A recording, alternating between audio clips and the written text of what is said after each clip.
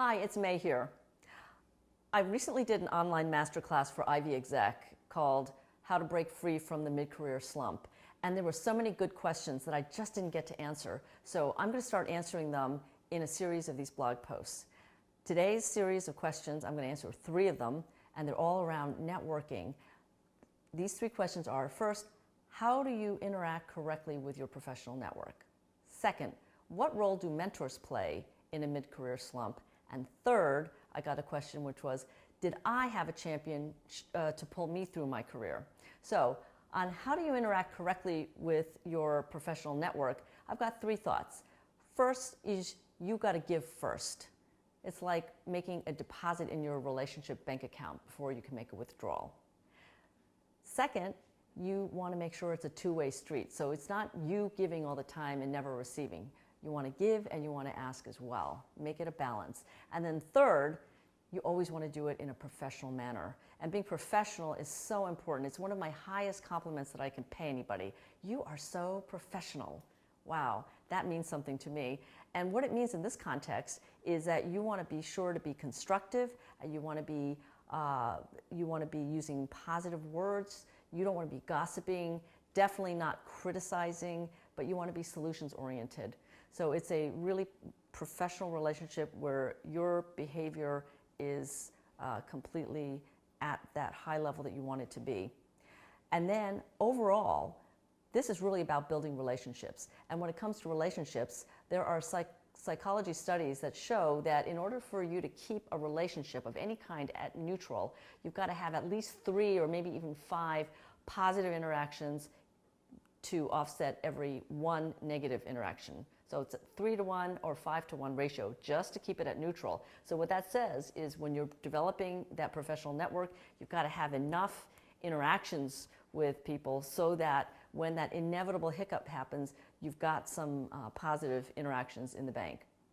Now, the second question is, what roles do mentors play in a mid-career slump?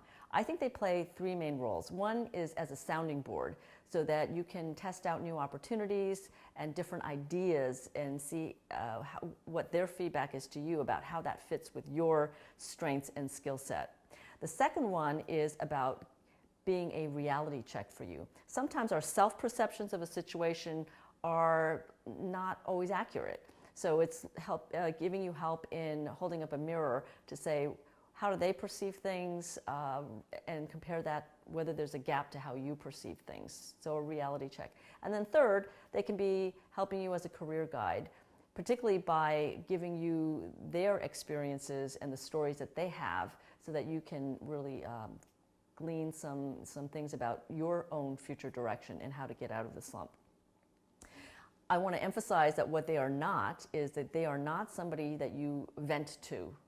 And that's it for the purpose of venting. Unless you know them so well and you say, look, I just got to vent for a few minutes here. But in a professional mentoring kind of relationship, it's not really about venting. It's also not about asking them to give you a job. You want to be a little bit more subtle about it, and it is okay to ask for who else should I talk to explore something further, or advice on what's the best way forward, okay? But you're not supposed to ask them directly for a job. Then the third question is, did I have a champion in my career to pull me through? And the answer is, I had the privilege of having 3, not at the same time, and unfortunately not continuously. And it was when I had those champions that I actually had the biggest jumps in my career. And in between, it felt like I was in the wilderness. Now, how do you find this kind of champion? Well, unfortunately, you can't just go to the store and get one and bring it home. Bring him or her home. What you have to do is you have to put yourself out there. You're going to take a little bit of personal risk and have some courage, but put yourself out there so that people can see you in action, you at your best. And that way they can say, yeah, this is somebody that I have the confidence in that will really perform well if I pluck them out of here and plop them into this new, bigger, better, different opportunity for them to shine. So, hope that's helpful. I'll be back with more answers to your questions. And in the meantime, I want to urge you to keep investing in yourself so that you can be better and do more.